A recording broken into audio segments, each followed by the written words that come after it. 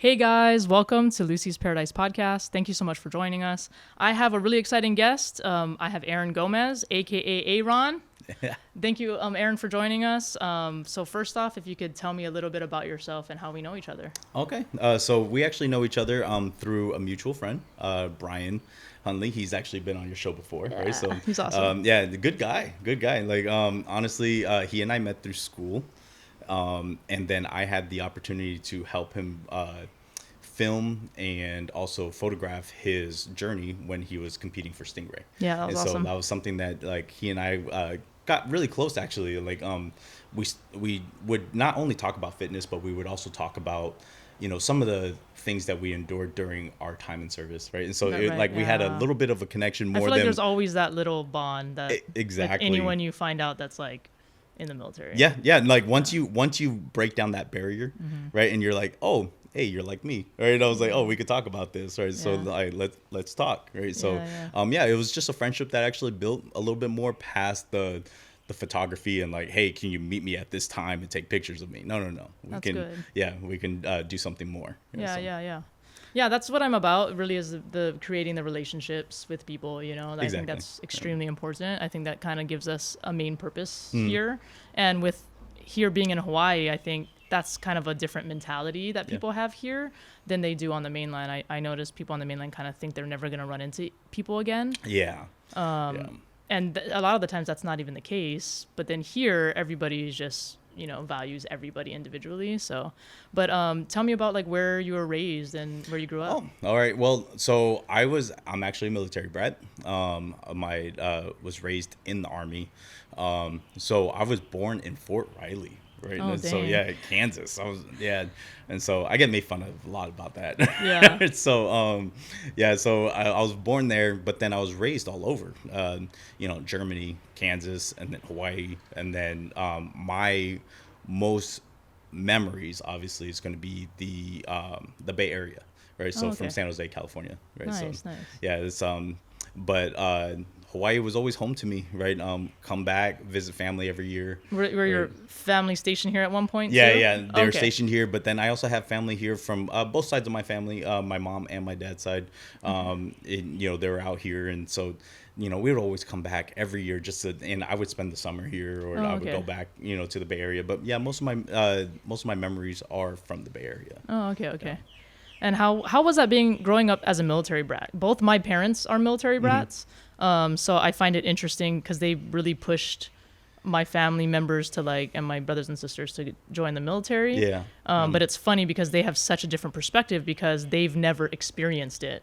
They just had their own thought processes around it. Oh yeah. Okay. So how was that like you growing up, changing schools and all this stuff? Man, the amount of schools I went to, yeah, I never really built great relationships until high school, right? And so like I was always on the go, right? Different schools, and I was also bullied, right? Like so, there's also like a lot of that going on, right? So we changed schools a little bit, right? Depending on the locations that he was at, and so I think every kid should be bullied a little bit. yeah, a little. Oh, It I creates agree. character. I agree. Yeah, like I wouldn't be who I am now, right, with a little bit of thicker skin, right? So, but the with that situation, right? I was always on the go, but my dad was actually a single father, right? Oh. And so, he was raised little tough, right? A little tough, right? It was, it's what people call toxic masculinity now, right? But I don't think that's what it is. I just think it's like you were raised one way, right, with your values, your family views and values, right, and then if that's what they know, right? So it's Right. They don't know better. They don't like it's what they know, right? So Right, you can't right. fault them for that, Yeah. right? And so yeah, he was a little rough. Yeah. I do kind of want to get into that. And then it's actually a great segue into like one of the topics we really wanted to talk about, which is men's mental health. Yeah.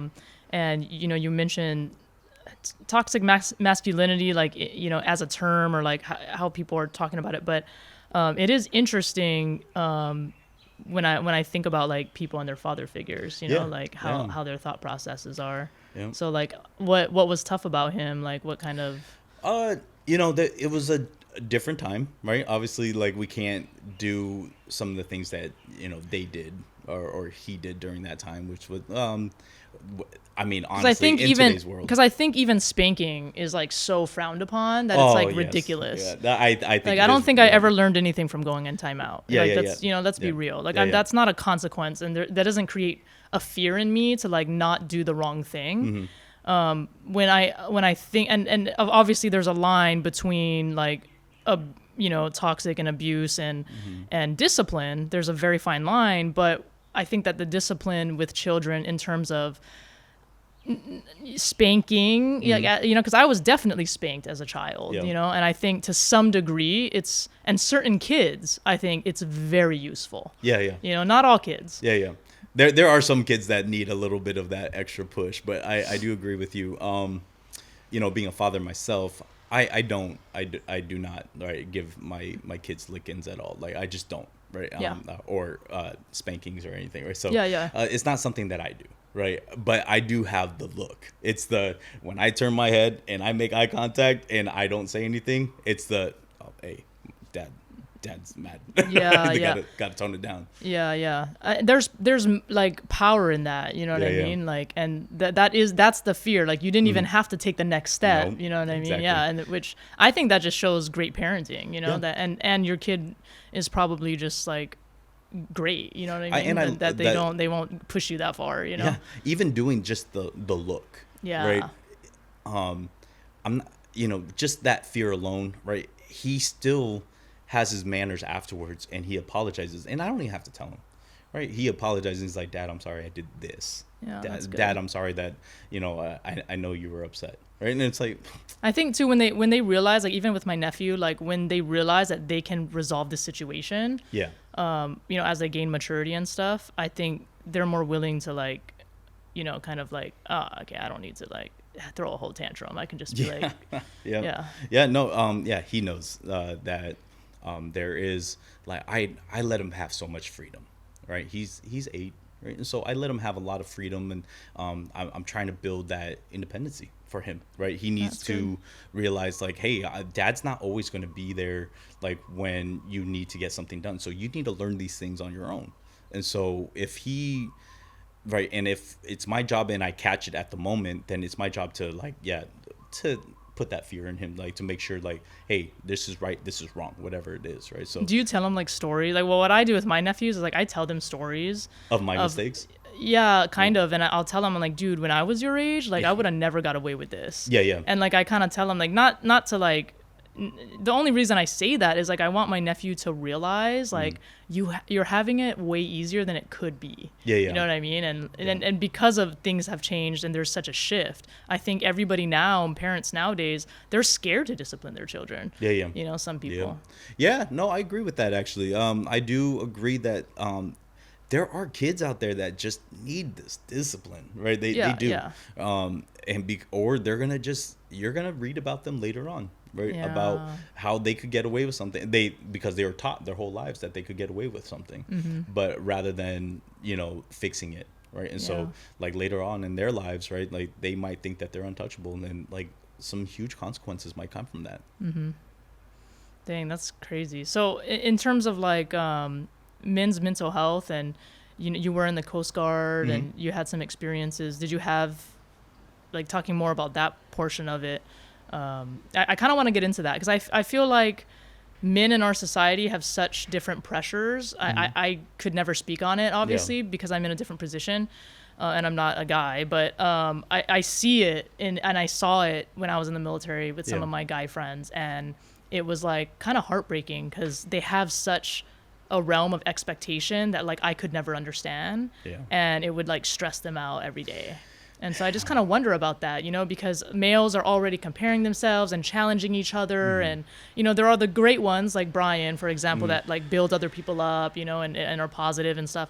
But then in the military, I saw a lot of the opposite, and then I saw the effects that it had on some of my friends. And Yeah. So I was actually wounded during my military service. I actually was wounded to the point where I was blinded. My corneas were burned off. and then I also had lost use of my right side.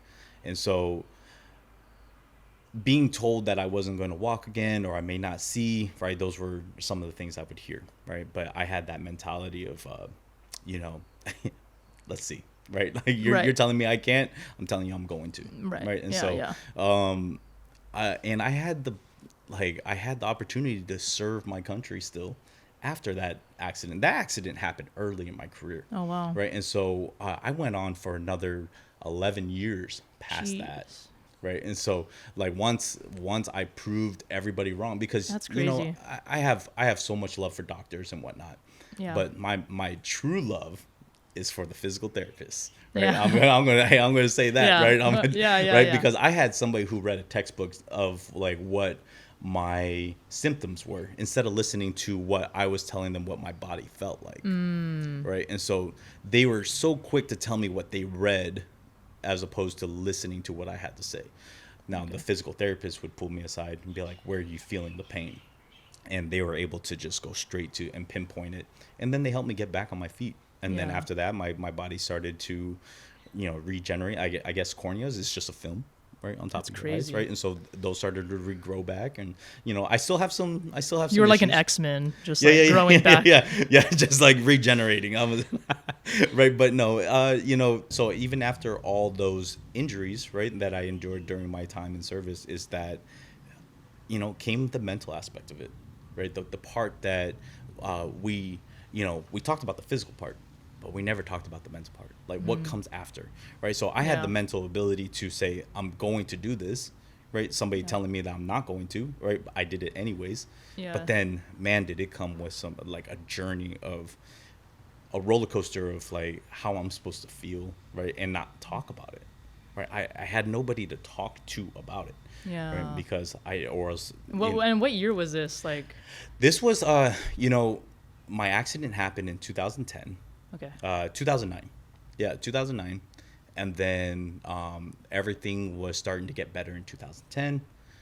So this is like right smack dab in the middle of all the Iraq and And so, Afghanistan stuff. Yeah. And so it's just at that time, right, you know, on deployment, right, I come back and they medevac me out. I got stuck actually.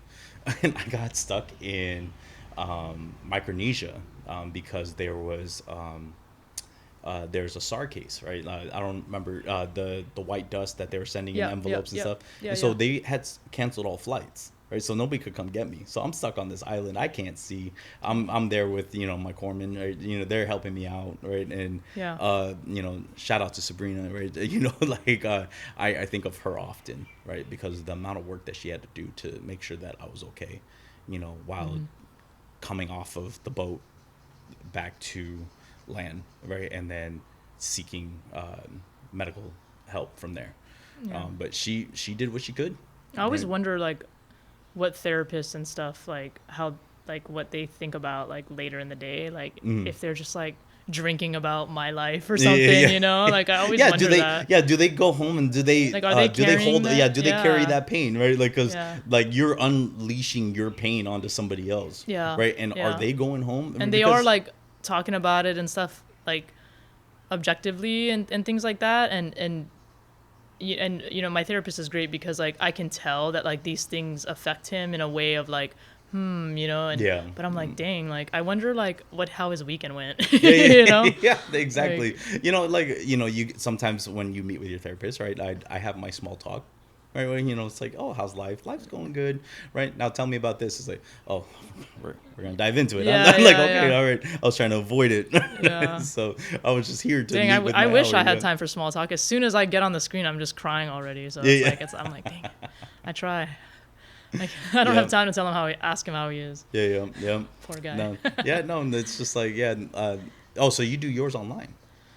Yeah, I can do it in person, but it's just easier. Yeah. Like, so I do both, right? Especially after COVID, right? You know, everything was like, you know, you could go back and forth, like either you could go in person or you go, and so there are days. There's nothing there's nothing that's different than sitting down with somebody and having a discussion. That's why a lot of people have asked to, like, you know, like, FaceTime in and be on the podcast. Now, first of all, there's a million things that'll make that a nightmare. But the second thing is that it's not the same. Oh, yeah. Me FaceTiming you or whatever is not the same as somebody sitting in the same room and like actually like having a discussion. I feel like it's just a game changer. Yeah, when you're having that intimate conversation, right? Like, like getting into the nitty-gritty of like your what's inside, right? And then now you're letting it out. Like you're being vulnerable and you're letting it out, right? You're talking to somebody that you're letting them into how you feel, and then you're preparing yourself for the worst. Like, so you are literally, as the words are leaving your mouth, you're sitting there going, how are they thinking of me? Right? What are they going to think of me now that I've said it? Right? And so you break down that barrier, and once they give you that reassurance that you're okay, like hey, you're in a safe place, and like you actually you're cool with me, like thank you for telling me. Yeah. Right. I think that's where we need to get past that barrier that sometimes we build ourselves up to not want to talk about things when it's actually okay. Yeah, I think like for men too, like the big barriers is that they're supposed to be really strong, like, you know what I'm saying? Like society like thinks all these things, but I think you actually are stronger when you can talk about how you're feeling. I agree 100%. You know? 100%. I see a guy who is like, man, I'm like frustrated and feeling this way, and like starts talking about his feelings. I actually see him as highly like more intelligent, and like, because being in tune with like how you feel is not easy, and then expressing it is another thing. Yeah. You know, so that's actually something that I teach my son, right? So I'm actually a full-time father myself, right? He lives with me 100% of the time, and his mother is great, right? Helps out, right? And we co-parent very well, right? I think the world of her, right? Because we co-parent. Like, it was a little rocky at first, right? But like, I think once I realized, once I gave her like the reassurance that, hey, we can make this work, like it's like I don't have an issue, right? Yes, we didn't work out, right? It faded, right, for her, right? And so, right, I think once we got past that, right, I think we work well. Yeah, you realize you have the same mission. Yeah. Which is your child, and then it just changes it. Right. Besides the marriage, right? Yeah. The greatest gift that she ever gave me was she gave me life with a child, like somebody that if I were to leave this world, right, I had left something behind, right? And so I think that's where I will always have love for her, no matter what, right? Nobody could tell me otherwise, powerful. right? I will always have love for her, right? And so now going back to, right, these are the things that I'm teaching my son, is that like he sees me do all these activities and like try to be more active and be more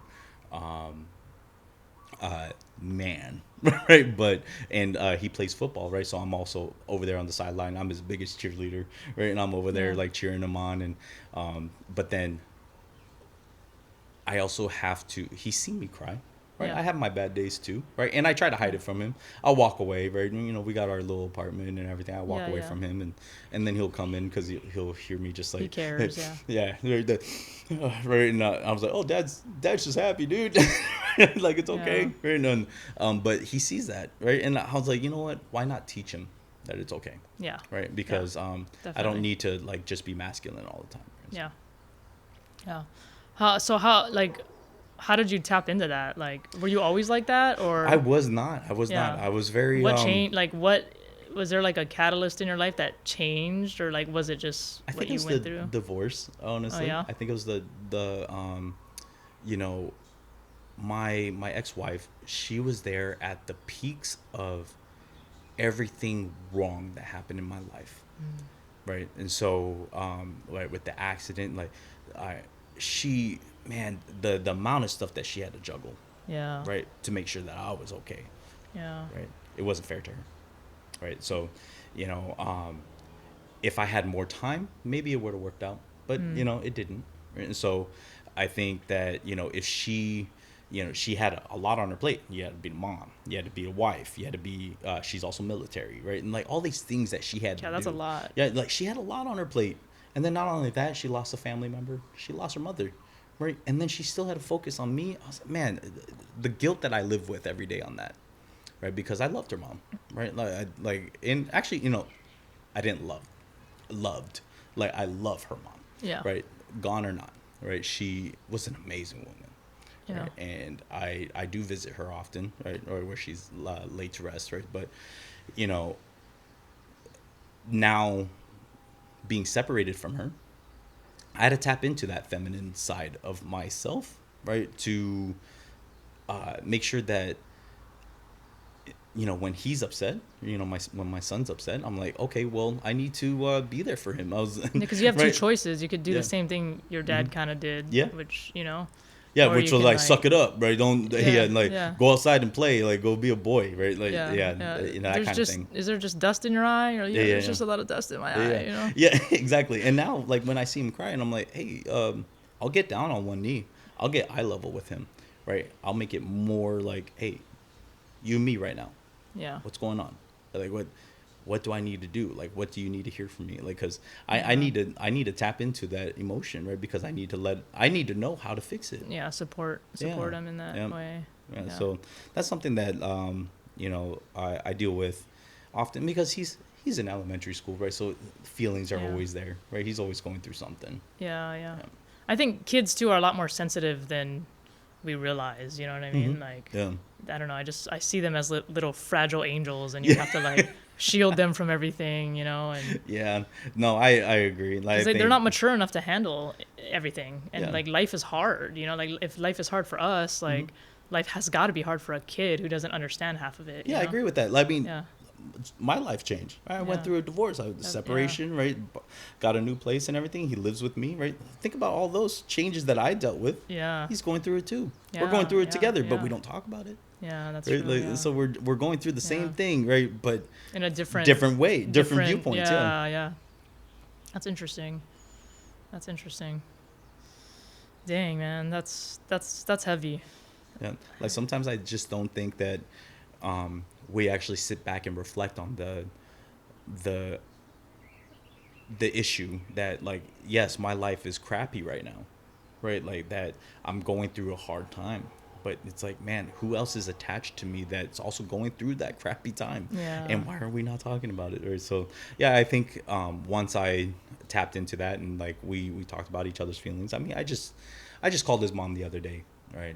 We went through some feelings, and I was like, hey, you know, I'm gonna call your mom, right? And she did exactly what I needed her to do, because yeah, I was saying it, right, but he needed to hear it from his mom too, right? So Yeah, it's just, I think that's the only thing that I think is really crucially important about that nuclear family of a male and a female is that it's not just an energy, but it kind of is in a way. Like, Yeah.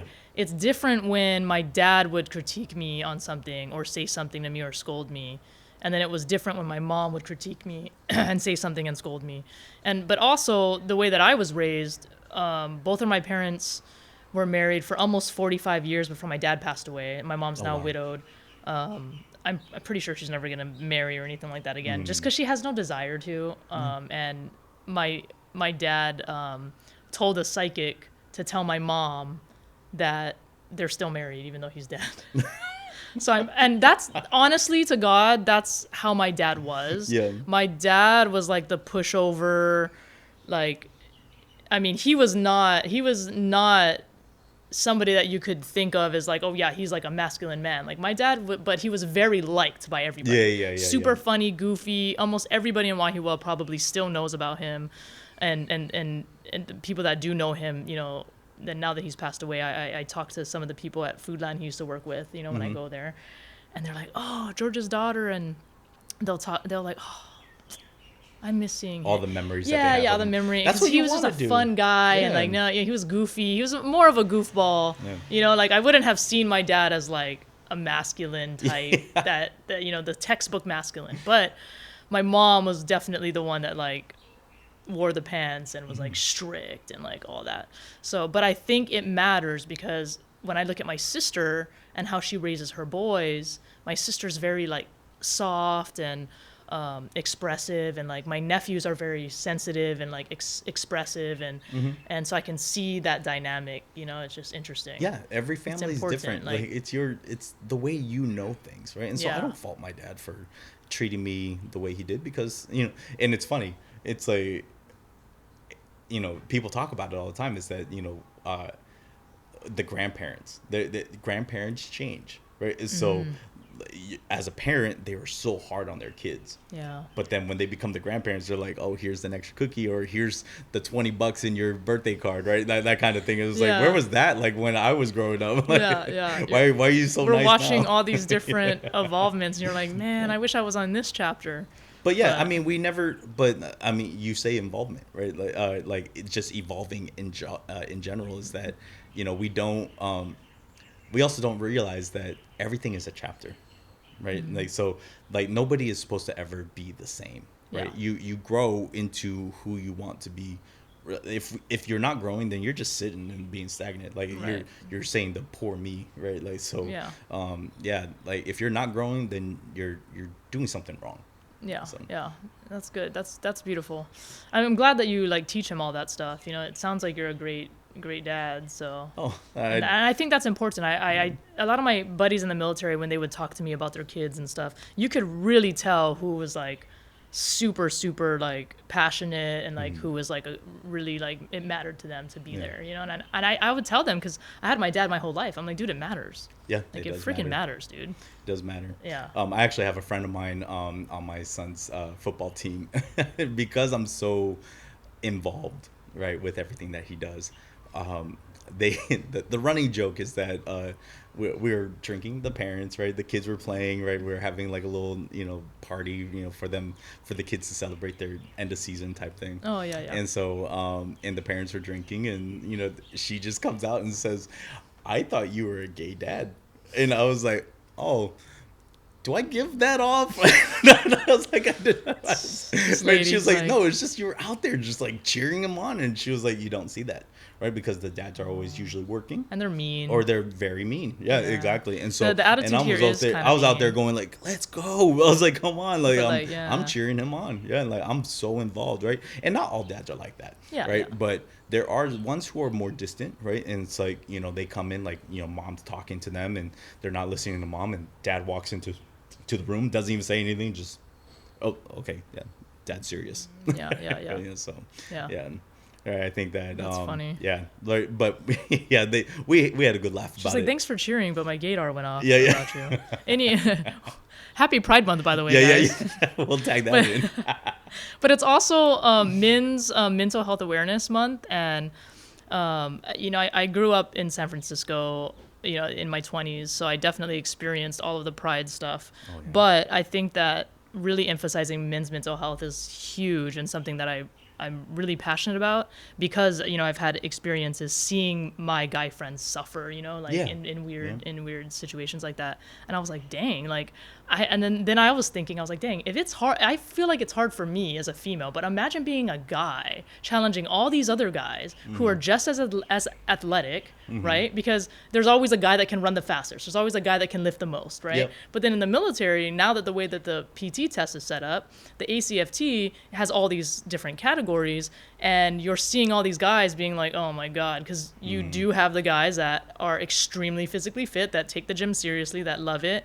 Then you have the ladder of that, of the guys that are like the higher intelligent guys that are like, maybe not so much into fitness or whatever, or maybe they're mediocre. And I'm like, dang, how would I be in the military? Like I think about that stuff. I probably think about it more than most women or other people think about it, but I just try to like empathize with people and think about me being in their shoes. You know what I mean? No.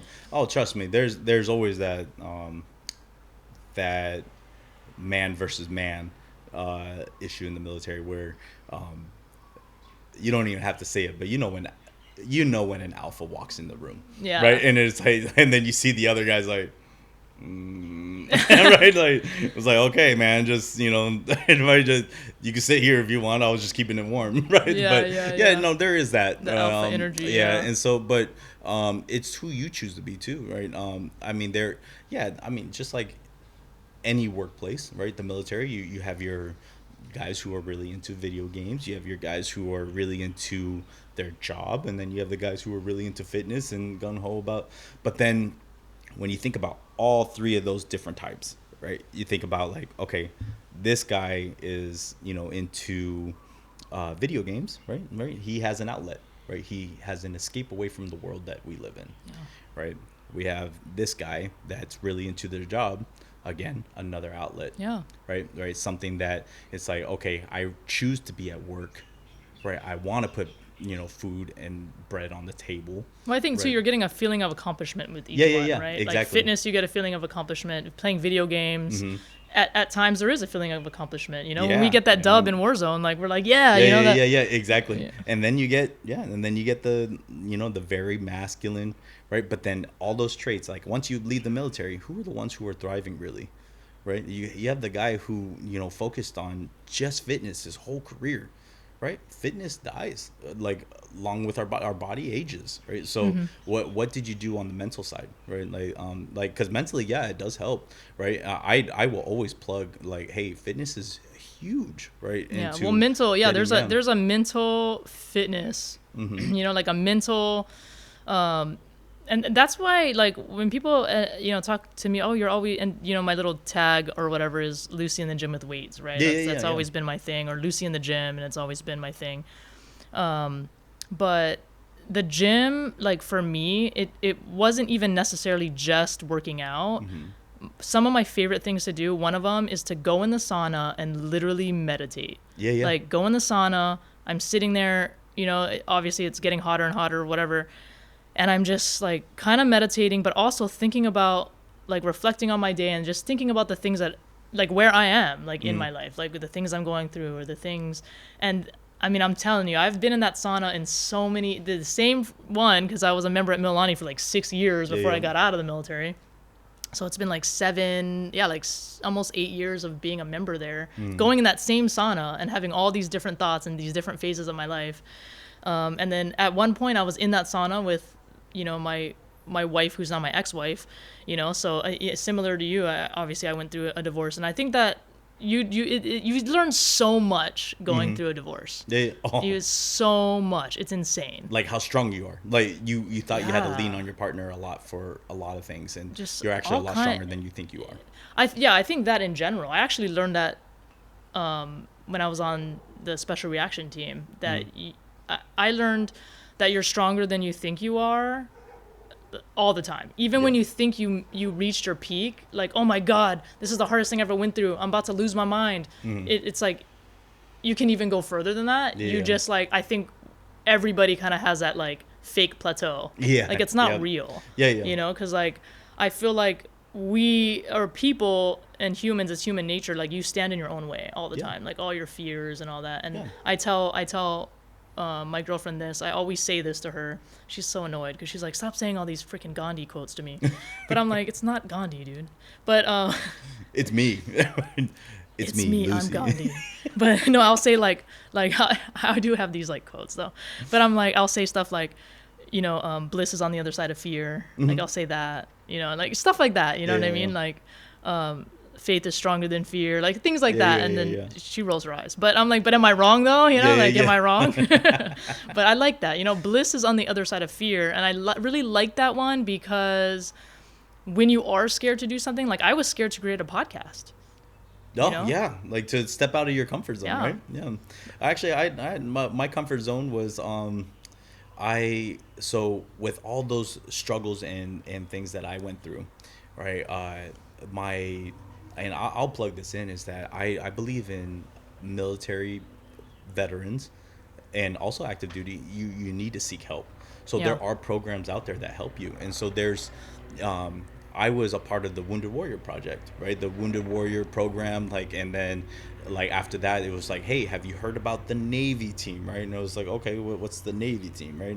And then it was like, hey, let's put you in application, right? Nice. Get invited to the Navy team. And I'm going there, and there's like all sorts of adaptive sports, right? There's archery, there's rugby, basketball. Oh, right, we're talking about the archery, which that's a good point. And so there's these things that because there's just all these different types of outlets that, and you can still be active, right? Like, and so adaptive sports, right, is out there, right, to help you adapt to your new norm, right? And so and so after I did a few trials with the Navy wounded team, right? They were like, hey, we want to invite you to this game, right? Like it's like a series of, and I was like, okay, yeah, I'm down, right? Ended up being in, like, with a little couple hiccups with COVID, right? Yeah, But yeah. we I want finally someone to got there. punch me so I could consider myself wounded. Yeah, I'm yeah. like, dang it. I never deployed or anything, Yeah, so yeah. people talk about that, but I'm like, it's okay. Luckily I was say I would have went obviously, but Mm. it wasn't in the cards for me, Yeah. But I always like I always make jokes, and I'm Yeah, like, yeah. oh, is that my Purple Heart? Yeah, For yeah. doing nothing. Yeah, no, we had yeah, so we do that type of, adaptive sports, and I got invited, and I went and, played sports, right? And I was like, and it was all paid for, and it's like you get your medals, and you get to stand on the podium, you get to wave your flag, and I'm like, man, this is awesome. Like, and I Yeah, thought that was my high. yeah. What we talked about with the archery is that, and which was really interesting and a good point, is that people with PTSD that can't really shoot guns anymore, Yeah, right? Because it's a yeah. trigger now for you.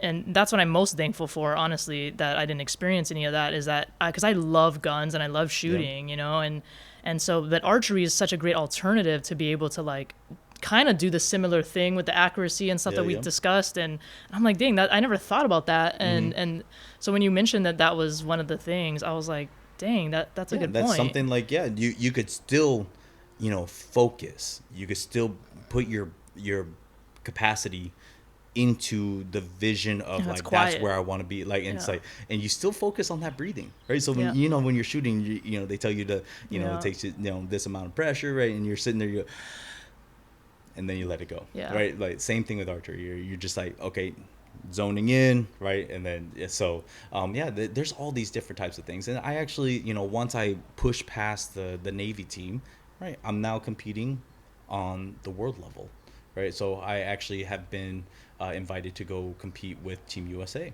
and so Awesome. I'm going to be competing here in Canada in this next year. That's And so awesome. right, and I think What sport do you play? Like, what sport? rugby. Rugby's my thing. Oh, rugby. Right, yeah, Dang, rugby's yeah, rough. yeah. Rugby's my thing, right? But because it's adaptive sports, right, and because I have my injury from combat, is that I actually had the issue of losing feeling on my right side. So I actually play in a wheelchair, right? So wheelchair rugby, right, is still a newer sport. It's been around since the 70s, right? Maybe even a little earlier than that, but it Can you crash into the other? oh yeah, yeah, right. My coach, he's like, that guy's pissing me off, right? I want you to go hit him, right? And I'm like, yeah, and I'm the guy who will flip you, right? Yeah. Dang, that's It's like I look like crazy. a linebacker in a chair compared to I was the other gonna guys say, I'm going yeah. against, right? Right, yeah. So I enjoy it very much, right? Like, it's the same concept as like somebody who's like, hey, I got to go hit out my frustrations on a punching bag, Yeah, right? yeah, I'm yeah. like, Oh, oh, yeah. I see my target. I'm like, I'm gonna hit you so hard. Oh yeah, I get it. I get it. I played hockey for 10 years, so Oh I yeah, get yeah, it. yeah, Yeah. yeah. And then It I really also was did, just my excuse to get my anger out on yeah, somebody. yeah, yeah, yeah. I also do swimming, right? And so swimming is Okay. also I was a water polo player, for a good majority of my life, and then so they're like, hey, you're a swimmer, right? Because they have you try all the sports when you're at these camps, and so I'm swimming, and then I'm just like looking around. I was like, where is everybody, right? And then they're like, hey, you're a swimmer. I was like, I'm not. I was like, I'm not a swimmer, right? I'm Yeah. a water polo player, and they're like, yeah, that's clear because I swim with my elbows up, right? But they're like, yeah, you're gonna be one of our swimmers. I was like, I don't see the excitement in that, right? Right. I like swimming from this wall to that wall. I don't see the excitement Oh, in so it. you Yeah. just well, what is the distance? Yeah, so we'll do like depends on the swim that you are swimming, right? So Okay. the race, right? It's either 150, 25, or Okay, whatever so you it can is, like or pick a relay. different one. Yeah, yeah, yeah. Okay, cool. I'm in all of them. I don't have a choice. But I try to weasel out of it, Dang, right? But I like, don't have can a I just do choice. the short sprint Yeah, one? Like, like I got one goal. I'll win, but I just real quick. Yeah, yeah. I don't so, like distance. Yeah, so I do all the races, right? And all the styles, right? That's cool. And it's just, yeah, my coach, he didn't he didn't give me a choice. Yeah, I was like, I tried to weasel out, and he was like, nah. So the Wounded Warrior has the Team USA. Yep. Yeah. And That's so crazy. Wow. once and so every the Wounded Warrior. Do they have like a sad warrior one Yeah, where yeah. I could just do it because I'm sad? Or... Right. But you want to be happy, so you're just in the stands, right? Yeah, Like yeah, pay yeah. me to be in the stands, right? Right. I'll hold the signs, right? And When are you doing that? It'll be in February. Oh, nice. Yeah. Okay. And so I'm actually going to be doing snowboarding, rugby, and swimming are going to be my sports for Team USA. You can do snowboarding? Yeah. Yeah. Oh shit! Yeah. Do you have to do tricks? No. It's just gonna be just going downhill. Oh speed. shit! That's cool. Yeah, yeah. And so Where's it? Do you know where it's gonna be held at? Whistler, Canada. Oh damn, Yeah. dude! I want to come. Yeah. No, it's. I want to it's gonna fly be out there fun. and go and Yeah, watch. my son and I went out to support Team USA for one of our friends. She was a USA athlete last year. Oh, wow. And it's all held by Prince Harry, right? So the Duke of Sussex. Yeah, yeah, yeah. He's like, he is the one who had this vision, right? To That help makes out because sense. he was also a military member. He was in the himself. military. Yep. Yeah, and so I read his book. Yeah, and so you know, my son, right, actually has a picture with him, right, Oh, from last wow, year, that's and crazy. so you know, it's something that I hold dear, and. At the time, he didn't know who he was. He was like, his picture, Trust like, me, son, it's just like take it's a the nice, damn it's a nice picture. picture, right? But he's like Don't doing say that. anything. Like, And oh, it's like, who's this come guy? on, like smile. And he's like, Pretend it's The Rock. yeah. Oh, The Right, Rock. and so and so I told him like, hey, trade, because we go to Disneyland often, right? So he ended up trading a pin that was the Avengers, like Captain America pin. Oh, So he nice. gave his Captain America pin to Prince Harry, right? Wow, And then that's he dope. like exchanged for one of his pins, right? So there's a Oh, picture of him wow. like exchanging, That's right, a pin cool. for pin, right? And which is, you know, traditionally in the military, right? Yeah. Passing of a coin or Yep. like it's a huge thing, Yeah, right? And to yeah, get one from wow. him, I was like, yeah, it's on a. That's on a, crazy. We gotta platform at frame home. this Yeah, and put it in a lockbox. Don't touch it. You're making it dirty. Yeah. Shine it every morning Yeah. when during breakfast. Yeah, Prince Harry is my husband. He just doesn't know it Yeah, yet. yeah. Yeah, dang, that's crazy. That's awesome. Yeah. Yeah, I want to come. Yeah, so the Wounded Warrior, yeah, I just have booked all my these, flight while we were talking. Yeah. So they have all their all the teams, right? So you have Team Army, Team Air Force, Team Marines, Navy, and then SOCOM, right? Like all these teams, right? And then they choose the best of the best from those teams. That's so cool. Right, and That then is they're like, so you cool. guys are going to be the ones representing USA. Wow. Right, and so that's how like it's. So that's and a it's big not deal ju- that you guys It's are not even just by there. athleticism either. It's by how do you communicate with your team. Oh wow. Right, how do you how do you progress here in this program? Like how did the program help you Wow. get to where you are now? That's really good because it's like super helpful. Oh yeah, yep. That sounds like really, really good. I want to read more into it for sure. I mean, obviously, I know about the Wounded Warrior program, Yeah. but yeah, I didn't realize how in depth it went, and that's crazy. Yeah, I mean, there's a That's whole crazy. thing on one of the streaming channels where they did a whole filming on the Invictus Games. Oh wow. Right, and so and you know, it did harp in on like one of my teammates actually, and he actually has one arm, and so he's a complete he's an icon when it comes to archery because he's shooting with his mouth. Right, so I he's see. holding the bow with one, and then he's like pulling back. Right, because he only has one arm. I see. So like, and I like, met a so guy he's with in one it. arm before, I think, and he was like, I can do everything except for like touch my arm, and I was like, Yeah. what? But I think he was like trying to make a joke. Yeah. And I didn't get it at first. Yeah, you yeah. know, because it's like a sensitive thing. But I was like, oh, that guy was trying to make a joke, like. Yeah, He just you can't, know, like, touch those, his arm, and Those I'm guys like, have dark "You're funny." humor, you know. Like Yeah. I had I get it, yeah. I had an incident where I was High five, dude. Yeah, I had an incident where I was stationed in Alameda, and we were sponsoring one of their events, and so they were playing wheelchair basketball, and I was so like in tune with what they were doing on the court, right? I had just hopped out of the shower because we had a workout for lunch, and I'm watching these guys. My head is in this direction, watching everything that's going on. They're swerving, they're diving, they're doing everything that they're supposed to do. Yeah. It looks awesome, right? I'm not looking where I'm going.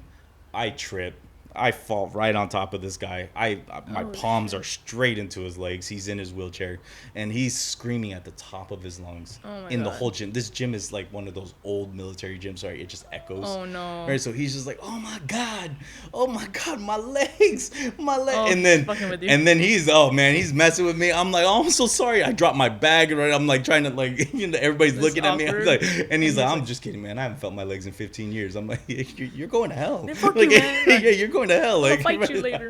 right? Just kick like his pop, chair. yeah, Kick his chair. pop Like, his chair tire or something. Like, where you going now, man? That's funny. yeah, like, You dark gotta humor. have Yeah. a sense of humor though. Like yeah. I always tell people, like I'm the first to make fun of myself because it's like you have to laugh at yourself. Yeah. Yeah, and I always make the joke too to my girlfriend that I deal with trauma through I cope through humor.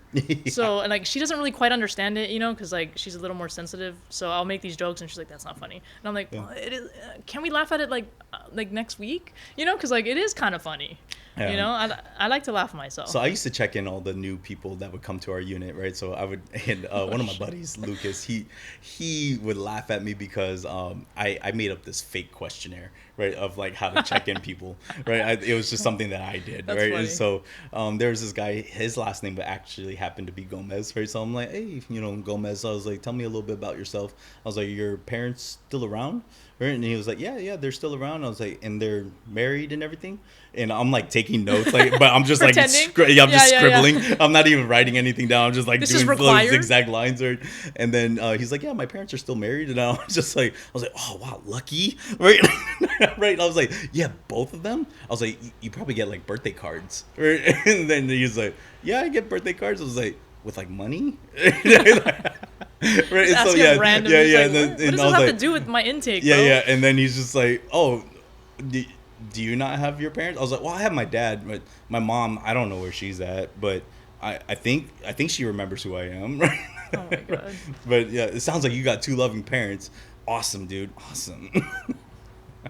What other questions do you have on there? Oh man, I had other questions where I was like, Just dumb stuff. I was, yeah, it was just like, oh, your dad and your mom like have been together for how long, or where have you been? Would you consider yourself to be more of a dad's boy or mommy's boy, right? And like it was just like all these things. Like Okay, I just, last question. Are you an alpha or Right. do you consider yourself an alpha male? yeah. And so no, What? wait. That's such a better response. Hold on. And he was like, so he was a non-rate, so he was like unrated. He didn't have a job, right? He was just a floater kind of. Like, Oh, okay. So, his job was to just maintain the workspaces, like, and probably one of the easier jobs was clean this, clean that, Oh, okay. like help out with this, and Yeah. and I remember, he was ready to go home, and we were laughing, right? And then, he was vacuuming. He was like, "Oh, I'm done." And we were going to sit for like another hour because we weren't allowed to be released yet. And so, Yeah. I was like, "Oh, you forgot to clean this up," and I just like. I just tipped over like paper clips, right? But Oh my God. all they got was that like on a Snapchat at the time, right? It was like they just got that, me flipping the paper clips on the ground and him picking it up. But I actually ended up getting that. Yeah, it was just like it was for jokes, right? comedic effect, But yeah, that's how I am, right? I was always that guy, right? I was always Yeah. joking around, right? Yeah. One of my buddies, Brandon, he and I worked together in Carlitos, so we had this really close office, right? And we would pretty much say and do things that we like. If somebody hurt us, we would be in serious trouble. Yeah. Right? But that's what built those bonds. Yeah. Of course. Yeah. I have some Snapchat saved that will never go on the internet. Yeah. I'll just tell you that much. Out of love and respect for my fellow comrades. Yeah. But they're hilarious. But I was telling my girlfriend that the other night. I was like, dude, we're lucky we didn't meet each other in the military. I told her because I was like, we would have done some fuck shit. I was like, we would have been like in the field, in a tent, like doing all kinds of dumb stuff. Yeah. I'm like, Oh, yeah. I'm like, so I'm glad that we're not in that environment. I'm glad that we're in this environment. But we were cracking up about it, and she's like, yeah, totally. I was like, we would be the ones like going to the bathroom and be gone for like 3 hours just exploring or something, probably, you know. I remember when I got my first, like, my good conduct medal. Right? Oh, yeah. 3 years of, I didn't get caught, right? And I remember that, you know, they're displaying it, like, we're having it all hands, the whole base is there, and I'm like, I didn't get caught. I was like, right, but yeah, that's how I joke, like, right? Yeah, and they're like, oh, damn it, Aaron. Yeah. Yeah, funny. Gomez, where you just could have just grabbed it and walked off. My friend was worse, man. So they would always joke around. So my nickname was like Sergeant Daddy Dorado, like Daddy Dorado. You know, it was just like a joke. But my friend, dude, was so bold. This girl across the CTA. So she was like, her company was on across from mine. She freaking screamed that, and I'm like, yo, you're bold for that. Oh, wow. I was like, I'm surprised nobody heard you. Yeah, but she said, and I was like, and I think it was just like the timing, because a lot of people went home, so there really wasn't a lot of people there. Yeah. But it was for the Snapchat too. Yeah, for sure. But she was making a Snapchat, and then she yelled it, and I was like, oh my God, like that can't echo. I'm like, stop, I'm trying to be professional. Like, what are you doing? Do you ever keep in contact with anybody from boot camp? Oh yeah. I have a reminder on my phone that goes off every month, and I call one person every month at least, and to just catch up with them. A lot of them like have me on social media and stuff, but like, you know, it's different when you like just get on the phone and like, hey man, like how you been? How's your life? Yeah. So yeah, I try to make it a point to do that. There's 4 or 5 guys that I keep in contact consistently, and it's funny, we have not seen each other since boot camp. Dang. Right, but we talk to each other, you know, not just like sending each other memes and stuff like that, or like on the phone. It's just like every once in a while it's like, hey, how are you doing, man? Like I noticed this, or like, and it takes a lot like for a guy to reach out to another guy, right? Like, and so like when they do that, right, it's like, oh man, I appreciate that, right? Because that means the people. Does it really take a lot? Yeah, you think? Right, because you know it's usually with guys, right? It's usually like, hey, don't be. It's more surface level. It's usually you know, it's like, come on, man, suck it up, or and you know, for lack of better terms, it was, you know, the term that we used as kids a lot. It was always the don't be gay. Yeah. Right? Like don't be stupid, bro. Like, come on, like. Which is funny because everyone's gay. They just don't know it yet. Yeah. Right. It was like, but it was always that, right? Yeah. It was like don't that suck it up. Yeah. It's like, right, and like even though we're there for each other, but that's how we are with each other, right? That's how guys are with each other. It's like, okay, yeah, I can still be there for you. It shouldn't in a joking be way, not that it doesn't always have to be serious, right? So yeah. Right, and it was like, okay, like, and then once you talk about it and you release it, like whatever's inside, right? And you know, especially when I was going through my divorce, I have my guys, right? There's Carlitos, Mike, right, and you know, they're all from islands, right? Right, either Puerto Rico or here, or island like, boys. Yeah, like they, you know, they have a different Islanders. sense of like having to, you know, reach out to each other. Right, to make sure that, you know, everybody's okay. Like, hey, checking in, right? How you doing? Yeah. So, I mean, like even Brandon from Guam, right? Like and then he's always constantly checking in on me. Right? That's good. So, yeah. I posted something the other day, and it was like, you never know, like the people that notice that you're not around. Like there's this whole picture and a whole explanation. It was really, really long and annoying. It was on Facebook, but I reposted it. So I was like, I'm not going to put this in my own words. But basically, there was a girl in a swimming pool and she was drowning. And her coach, who was like her trainer that was with her all the time, noticed that she was under the water for too long and immediately jumped in to save her. And I don't know exactly the story of like what happened, but basically during like some swimming thing, like something happened, like she had like a seizure or something, and basically or something like that. So, but in the story explanation on the Facebook post, it basically talked about how the real people that are there for you are the ones that notice that you were under the water too long, and that's kind of like that's why I put that alarm on my phone in my calendar, and every month, like I'll just call somebody I haven't talked to in a minute. So and I have there's a bunch of them, you know, friends that I have, and you know, obviously with social media now, we're lucky because a lot of us, I can see what they're doing a lot of the time already, and we can still interact, and it's like a lot more in the moment, different than back in the day where you have to send somebody a letter, you know, and all that, right? So we're lucky with the social media, but so I definitely try to do that.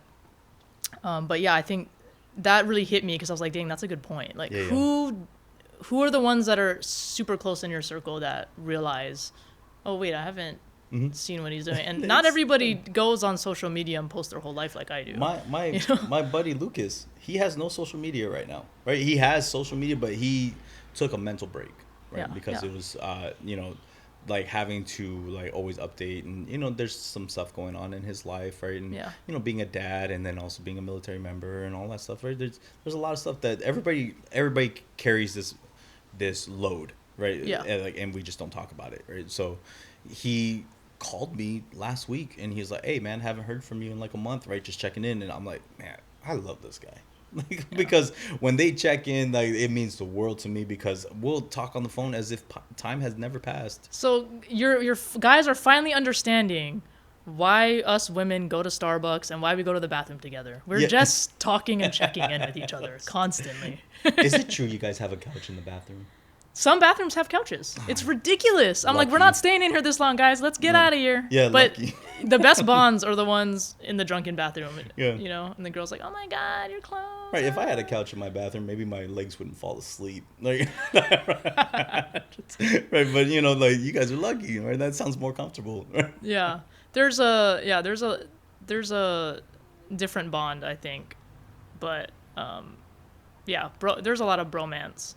One of my military sergeants or whatever we go golfing occasionally together, but he was going through a divorce. I didn't realize, and then we were at like midway through golfing, and then he like randomly mentioned something, and I was like, wait, what?